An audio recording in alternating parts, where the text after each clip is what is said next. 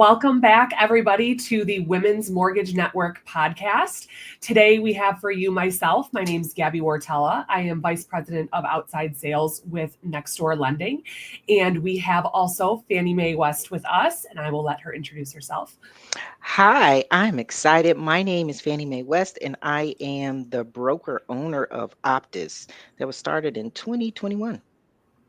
Amazing. So today, you guys, we have for you the topic on new beginnings. So everything from motherhood, milestones, and mindset in our mortgage space and industry.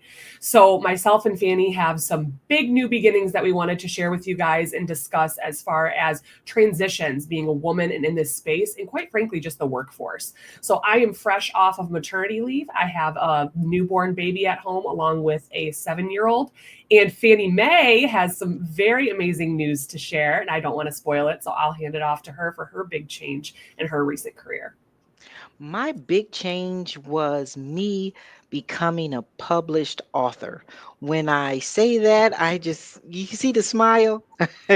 I get excited because I didn't realize how intense writing is, but I felt it was important to get the message out there. So I'm excited about that. That's the new change and a new challenge in getting the message out there from the book.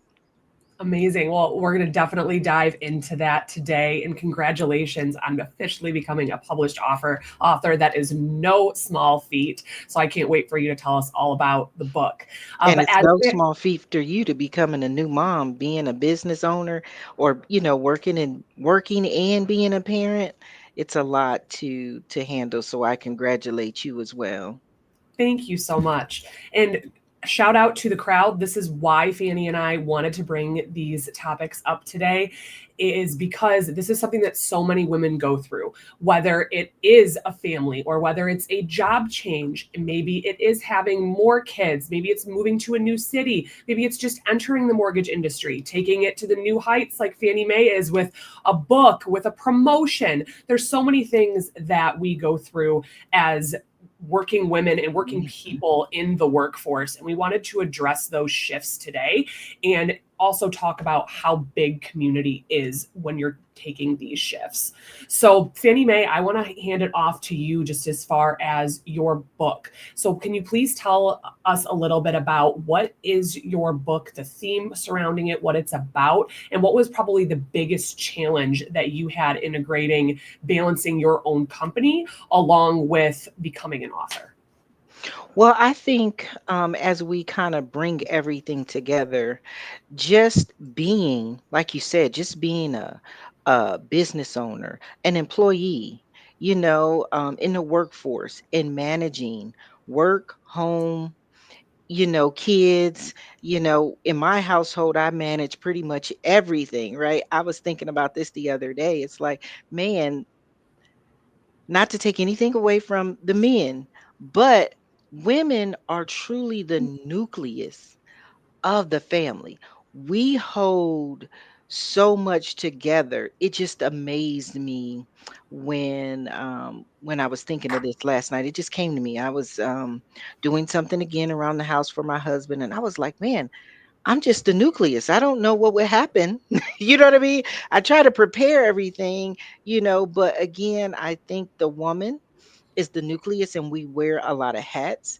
And so as throughout my career, with what really sparked writing the book is like working with in my community and clients, and then wanting them to really understand the depths of like how impactful home ownership is, but also to how you can. I have this 2-for-1 strategy, right? Whatever you do, maximize it, right? So if I can get a 2-for-1, that's awesome. So the goal was with the book is called Mortgage is the Vehicle, Wealth is the Destination. So it's like a 2-for-1, right? You have to live somewhere, right? You're going to pay somebody. Why not pay yourself, right? You're paying out the same money, just redirect it 2-for-1. So actually, having a house is a 3-for-1. You have a place to stay, right? And you're building equity. So then you have savings, right? And then you have stability. So it's like home ownership. It's like two for one on steroids if you just work it, right? And if you just kind of strategize around that. So that was really the motivation behind the book because as I was talking to clients throughout the years, what I find is that some of the some of the gurus, right? They tell you one way. And that was one of the reasons why I became a broker because it's like one way doesn't fit everybody. You know, people have different things in life, they have different goals. So just to tell me this one way, that one way may not work for me. What are my other options and let me decide? So that was for me the motivating factor behind the book and the concept of the 2-for-1 strategy. Everything you do kind of like maximize it. Um, so I would just like to ask you, Gabby, with being a new mother and working the nuances of your job and family, how was that? Because it was I had to take off. Like for me, I had to when I had my kids, I had to step back and take some time, for them. So how are you managing? So I think two big things that you just said rang true for me, two big themes that I loved. The one that women, we do wear so many hats, so we're the nucleus in the family. And the second thing is that there's more than one way to do something, right? There's more than one way. That one size fits all does not work within a lifestyle. It And doesn't. so for me, especially, I am still that nucleus. I'm still wear that mom hat, if you will. I enjoy the traditional roles of coming home, making dinner for my family, being the mom, being the caretaker, being the giver, but I Mhm. also enjoy working. Yeah. And in today's world, of course, financially, a lot of times that's something that women now need to do. So trying to balance that. But the biggest thing that I've found out is navigating your own way. There is more than one way to do it. Yes. In my sense, I couldn't step back as much as everybody at my company, shout out to John and Vinny, tried to force me to step back. When I was on maternity leave, I was still in the hospital writing loans for my clients because Hmm. I didn't want to tell them I was out. I didn't want them to feel like their client service was going to be sacrificed. So I was legitimately writing accepted offers, writing loans from my hospital bed because I wasn't willing to compromise on some things. And Hmm. I say that not because I want to, shame anybody of, oh, I had to work during this time. No, it's just a part of who I am. Hmm. Other women find success by maybe they need to take that step back to be that figure in their family or to then go be able to go back to work successfully and be in a good space. For me, I like balancing the different hats. I think it's the biggest way to put it. I like putting my energy into different buckets. That's Hmm. just a part of who I am. But I think it's such an important factor to bring up to our audience is that there isn't just one way. Just Yes. because maybe somebody wants to be that in that powerhouse role and do everything doesn't mean that you have to.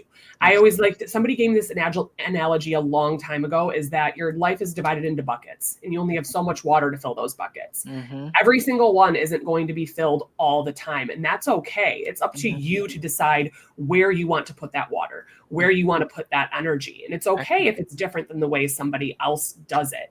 And especially with somebody starting a new job or entering the mortgage industry or changing roles within our industry. I think that's such an important concept to harp on and to keep bringing to the table because you'll have so many people that might tell you maybe this is the only way to do it or follow Hmm. steps A, B, and C. Yes. It's a great guide. It's a great guide, but it might not always fit your lifestyle, Right. right? Right. Right. So I think that's such an important thing to recognize when you are starting something new or taking a big shift in your life that it's okay that it's going to be different and it's okay that it's change. Well, one of the things I kind of to piggyback on what you said, um, I think, and I'm gonna go into this because it's like fits like right here. I think that's why it's so good to be a part of a community, right? I know we had talked about that. So it's like when you're part of a community, you have a good friend group, you have a good support system, and it's about diversity, right? Like so being connected to the Women's Mortgage Network, it's like for me when I first got connected here, I reached out and I saw so many different women. doing so many different things. And it just opened up my eyes to say certain things are possible. So it's like, I remember early on and just thinking about being an entrepreneur. I started learning about, it's like you ever buy a car and then you keep seeing that car over and over again. So it's like once I made up my mind, hey, it's time for me to go and work for myself. It's like I saw so many different opportunities, right? Not all of them was right for me, but again, my mind was open to the possibility of it. And then it's like, oh, you could do that, you can do that. And then I had to reel it in. What's good for me? You know what I mean? What am I good at? And what do I have to offer the world?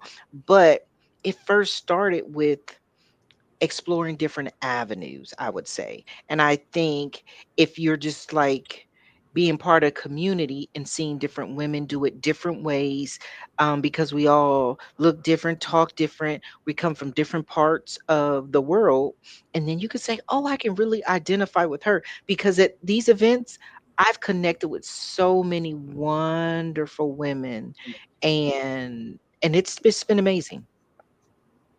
I love that. I love that you are bringing that to the table and pointing that out, because one verbiage or one saying that you hear a lot as a mom is it takes a village to raise a kid, right? It It takes a does.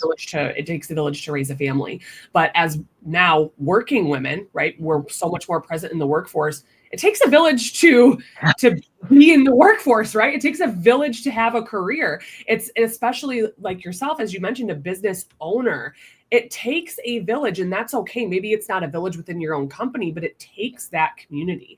And that's so beautiful what we have with WMN, quite frankly, because you said it yourself. You saw it when you entered that space where you are now in the driver's seat. You're now the owner.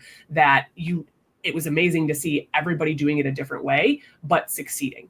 Right. I think that's Yes. a powerful theme, because in this community, and especially with a lot of us, if in women's mortgage network, naturally a lot of us are brokers, right? I realize that there's other people, maybe processors, maybe you are an underwriter, maybe you are still in the space, but a majority of us, I'd say, are brokers. And it can so easily fall into, well, I have to do it exactly the way she did, or she Hmm. does it this way, and but that's not me, but so I don't know if I'm going to find success. That's okay, right? And to have that additional support, I think, is so valuable, I agree. especially if people are coming into this space with trepidation, or Hmm. they are nervous and Hmm. not knowing that they have so many of us to lean on. That's the Hmm. biggest takeaway I'd love people to understand, is that you do have a community. Do not be afraid to reach out. Even if it's Women's Mortgage Network, of course, we're here, but reach out further. Broaden your web. Brokers are best. Your local community. Everybody's all over the nation. I'm out in Michigan. Fannie Mae, where are you located out of? Shout out to In in Ohio, in Ohio. Ohio. Oh, so we are not too far, but still we have brokers out in California. We have brokers out in Wyoming, Florida, Massachusetts, you name it. And so having that community is just so important. And I love that you touched on that. And So what is so as like being a new mom, right? And then juggling. Okay, so let's just talk about that just for a moment because I think this is important, right? Because so when I was a new mom, I was feeling like guilty, right? Do I stay home, right? Or do I go to work? You know what I mean? Like, do I stay home or do I go to work? And then I think in the beginning, it's like, oh, you want to stay, you want to nurture. And then it was like a balancing act. And then I did personally, I felt like I had to choose because it was just like it was stressful. So you enjoy it. So how are you navigating that? Um, I'm just really interested. yeah, so for myself, I will say it does come from having a strong support system. But also, this isn't my first rodeo as far as having a baby, right? I do have a 7-year-old, and what I mean by that, I'll dive into that. So I have a 7-year-old as well as my newborn, and so some of it was already familiar. And I have a very, very supportive husband who makes sure that I am setting boundaries. I'm not saying that I don't work until midnight or 1 a.m. some mornings. I'm not saying I'm not up at 4 still working. I'm not saying that that's not the case. But when it's family time, it's family time. When I come home and I walk in that door, I have a set amount of time allocated for family only. I might pick it back up from 8 to midnight on work items, but I have that bucketed out to where it's intentional. And whenever I start to stray, I do have a partner that's very mindful of, hey, we only have X amount of time. We only have an hour. Put it down. You can handle it after. And so unless it's an emergency, right, that those do happen in our industry, the notorious fires, closing's got to happen right now. But outside of that, that's really the big piece. Is I'm very, very intentional with my time. Anybody that knows me knows that that is the biggest thing, is that I'm very efficient and intentional. When I come to work, I am here to work. I'm not messing around. When I'm at home, I'm fully in with my family. And I think having that division helps Mhm. me not feel guilty as a woman and as a mom of for something that I could be missing. Quality over quantity, right? Yes. Intentional time with my kids rather than, okay, I'm home for, maybe I worked from home that day. Okay, I'm home all day, but half of me is gone, right? Half Yeah. of me is still in work. So Mhm. being the intentionality is the biggest piece. And that took me years to learn. I'm not just Mhm. saying it, oh, snap your fingers, you're all going to be able to do that. No, it's a very tough balancing act because you feel like you're giving everything 50%. And Mhm. so once I just gave into that thought of the intentionality with the time, it made everything easier to where I can now let go of that guilt. Because I think, and tell me from your time with when your kids were young, it's that guilt that gets you. You feel like you're not doing enough for your business or you're not doing enough for your kids. And so that shift allows me to let go of that guilt. Do you feel like that's something you reconciled with your young ones? I know they're older now, but especially when they were younger. I think so. And I think that's one of the things, again, I think it's good.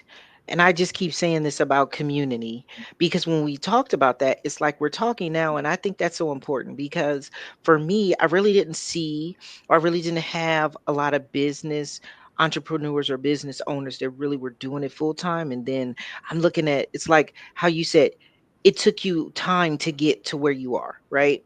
And so, like right now, I'm in a different place because I was just telling you, we had a family trip and I was able to disconnect. Now, I've been in business for over 20 years and I just learned how to disconnect, right?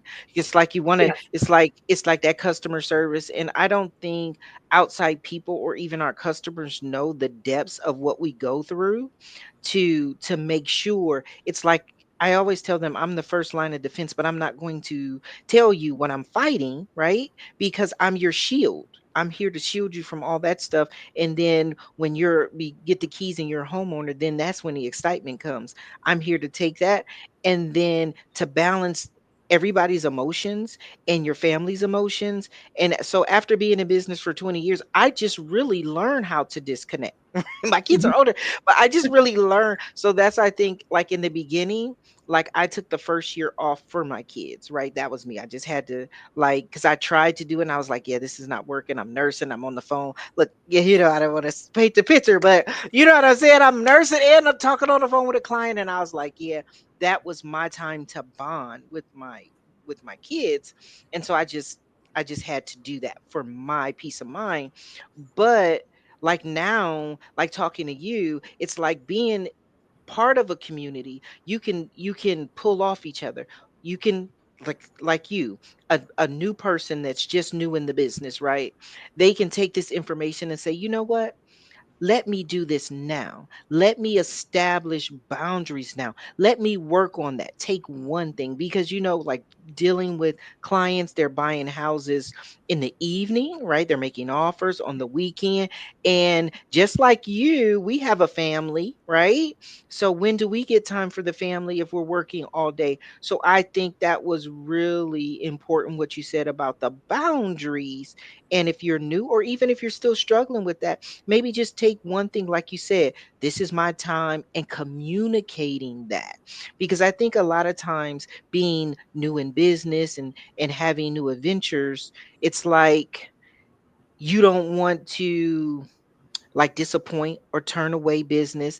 the fear of missing out. Isn't that what it's called? FOMO Yep, now. So FOMO, it's yes. yes. So it's like the fear of missing out on something, right? So then we do things, maybe we overstep our boundaries. We allow our boundaries to be taken advantage of. And I was just having this conversation the other day, with age and experience becomes wisdom. And so I think it's very important, like you're saying, to establish boundaries and to communicate those boundaries, and having a good support system, right? And good support to help you um flourish, I think is important. I agree. And I one thing that immediately triggers in my mind when you said setting those boundaries, because I remember sitting in the seat and being one of those people that is hearing, oh, well, you just set boundaries with your clients, you just set boundaries with your agents. And you're just sitting there thinking, okay, but how? They want me to be available 24/7. So how am I supposed to do that and still gain business and maintain business? Yes. So the biggest piece of advice that I'd love to give all of you, because it is real, you can draw boundaries, but there's a method to the madness. It just doesn't, hey, don't call me after this time because it's not available. One tip, if I could give all of you about establishing those boundaries, is be available. Be available for the 24 hours. Do that. Gain the traction. Do it. But after you do it, say, hey, right, I'm happy to help you on this emergency, or I'm happy to help you this one time, but just so you're aware, XYZ time I'm with family, or hey, I won't be available at XYZ time. Because then it creates the trend of, wow, they did pick up at 11 p.m. on a Saturday when I had to have offers in by midnight. Oh, they did pick up at you know 8 a.m. on a Sunday. They Yeah. did that, but then when they know that you're available, but then you've taken the time to then establish the boundaries, they don't look at it as, oh, this person's just never available, they're not going to do it. They know you'll go to the ends of the earth, but they know you'll go to the ends of the earth when it matters, not for a client that is maybe shopping 9 months from now with no savings yet, and they haven't gotten the new job. They're going to We've been through they that, are right? going to respect it. They that teaches your partners, your agents, your clients, whoever you're working with. It then teaches them what that urgency is, what that emergency is. So they know they can trust you to reach out when they truly need you, but they're not going to bother you with just every little thing. So you don't. So new people out there who are learning to set boundaries, don't feel like you have to completely compromise. You don't have to go the extreme. There is compromise in that, and there is building that trend. And then Fannie Mae, tell me, how do you feel like you established those boundaries? Because you even said, hey, it's new. When you disconnect, you disconnect. Did you go about it a different way? How did you start setting those boundaries? Well, what was really key for me is communication. And what I like to do is leverage technology, right?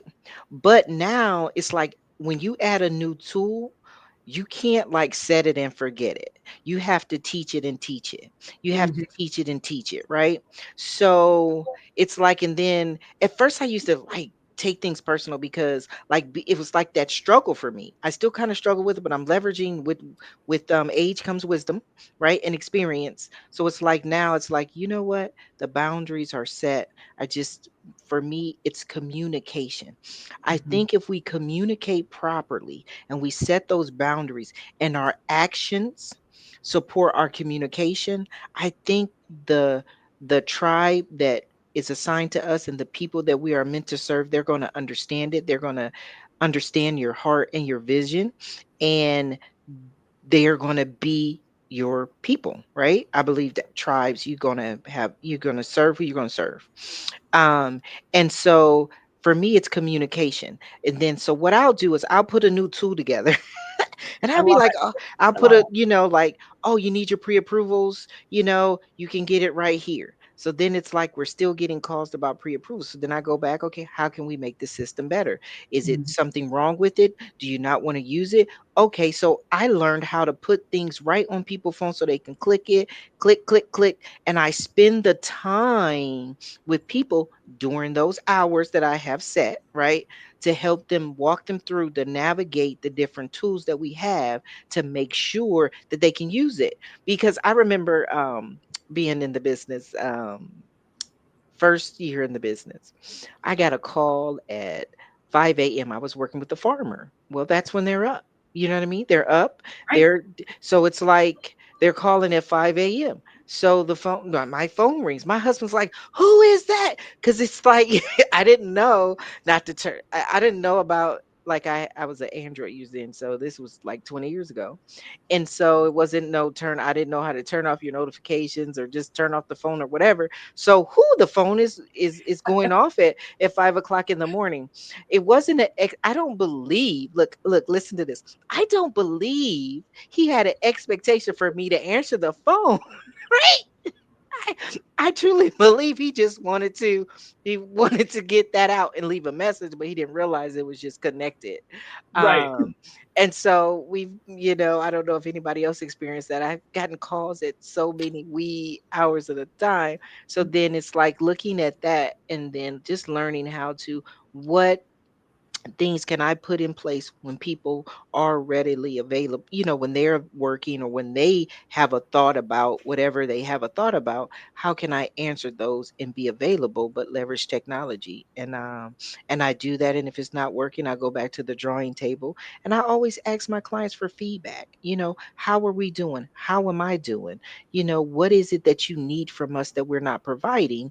And I think those are keys. So all of that to me is communication, and I haven't always communicated properly. I'm not even gonna lie. Sometimes it's like, you make a mistake and it's like, you're like, oh man, should I say that or should I tell them now or later?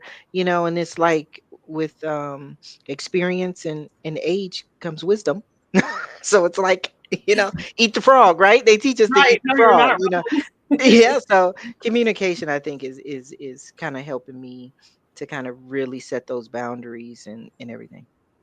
I love that. And I think that even between the two of us, that lends to the whole topic of adaptability is what you just went through, right? You were honing in on that communication piece, but showing that it is going to be ever changing. And the way that you found success and you found balance and you have set boundaries is by all of these things changing to make them better. And in your case, you were talking about technology, right? You were talking about the communication, leveraging new tools to help you get to that next level. And I think that's such an important theme to recognize is that it's not going to look the same forever. Even Mm, what we're telling you right now, this might not be applicable in 5 years, right? Both of us, and especially you with your extensive experience and time in the industry, know that things have changed. You found new ways to adapt, and again, I've gone through it as well, right? What worked when I first started in the industry is not the same formula, is not the same secret sauce that we use now.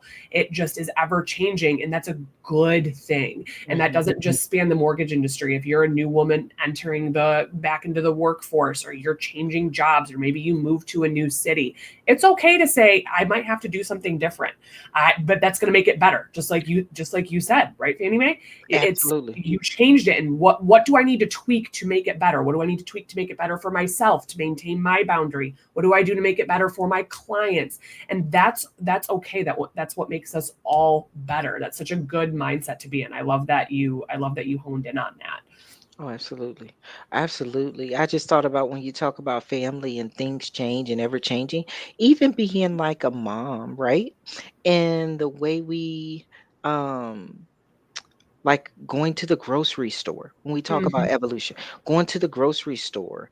The Um different ages, right? yes. Through this, all the different ages of kids. Yeah, then you cooking, then the sports activities and everything of that nature. It's like I was just talking to a single mom and everything, and she was talking about how to make it easier, how to balance life, right? How to Mhm. work, how to take her son to football practice, come back and cook and everything like that. So it's a small family. So then they have the meal service. You can easily prep. You know what I mean? Those things you don't like. My one friend, she tells me, Fanny, if you don't order food from, like, you can order food now, like groceries, and they'll deliver it to your door. You don't even have to go to the store anymore. You know what I mean? If you don't mind people picking out your food. I'm a hybrid. Um, but I'm a hybrid. I like to go to the store because sometimes that's my time away from everybody. You just, Yeah. and then sometimes it's like you're too busy to go to the store. But I think kind of like what you're saying is evolution. Look at what's important to you, even with being a new mom and navigating and setting your boundaries and enjoying to work, right? Let's leverage everything that we can with everything that's changing and put time to really what's important, and then what are those things that we can kind of grocery, DoorDash. I don't do, no I don't DoorDash. I'm not going to talk about that. Well, what can Because we outsource is your thing, that's right? what Like I was about to say. I was what trying to can get that. you, yes, you're Yes, right let's on it. more so outsource than, I'm kind of a financial head, so I look at how can you save money and time. Two for one. Remember, two for Yes. one. That's my Absolutely. And I think that's the biggest thing, and it just goes back to you can't do everything all at once. I use the yes, analogy of the buckets. All of those buckets aren't going to be filled 100%. It's impossible. You only have so much water, right? And it goes back to community as well. It goes back to how can you parcel out these different things, and you just have to accept and realize. I think that's the biggest thing is, as a woman, right, we try to do it all for everybody all the time, even if it's not ourselves. yes, And so having to compromise with that, realizing that you can lean on different things to do that. You can lean on new tools. You can lean on your community. You can lean on different people and different things in your life to make yourself successful and to make yourself feel fulfilled as well. It's okay. You can't be at 100% for everything. It's just not possible. And the sooner that you recognize that, the sooner that you address it, you realize the things that can help make it whole, that can help get you to the top of where you want to be in each of these aspects of your life. And of course, it's Women's Mortgage Network, so we'd be fools not to bring up the fact that we do lean on our communities yes. so much. And it really does take a village, whether it's with your home and family life or whether it's in your career and in your industry.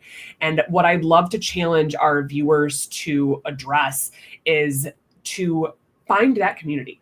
Yes. If you, whether it be, of course, we want it to be in that Women's Mortgage Network, we want to be your community, but we'd be fools to acknowledge that we're the only choice, just like Fannie Mae was saying. There's more than one way to do it.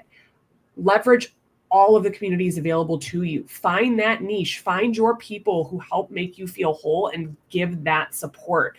And so, what I'd love to see our viewers, if you're not already part of course, please join our Facebook group, join the Women's Mortgage Network, and please share your new beginning story with us. Share your milestone. Did you just move to a new city? Are you starting that new job? Did you just switch mortgage companies for the fifth time? Share that new beginning story. I think it's so scary sometimes as women, we don't know how to share that or where to go. Let us be the people that you lean on. Let us help. And please tag us so that we can help cheer you on and be that village. Oh, I totally agree. And then I do want to mention AIM Fuse that's happening in October. And that's part of being part of the community, right? And then increasing. So when we go to the Fuse, oh, like the first one that I ever went to, it was like amazing. It was like I met so many people. So I think it just goes back to community, being connected, right? And not being afraid to put yourself out there and network with different people, because like we were just all saying about community, it's no one size fit all. There are options out there, but when you connect into a good network that's supportive, you know I can almost guarantee you're going to find someone that thinks like you, or on the path that you have, that you're on, or you want to get to, that you can connect with and then support you.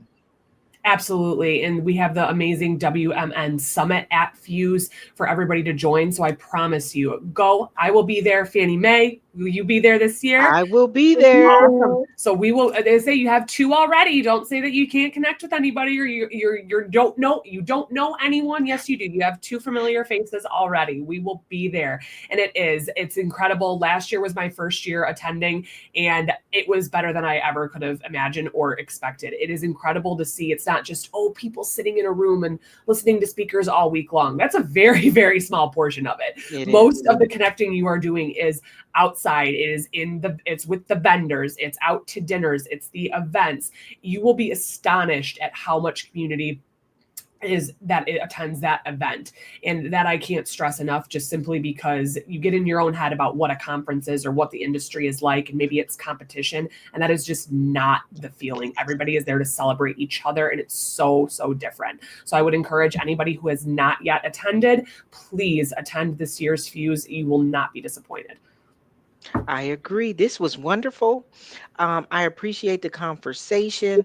I, hope that we were enlightening, inspirational. I hope you got something like just a little nugget to help you move further in life, in business, um, just period.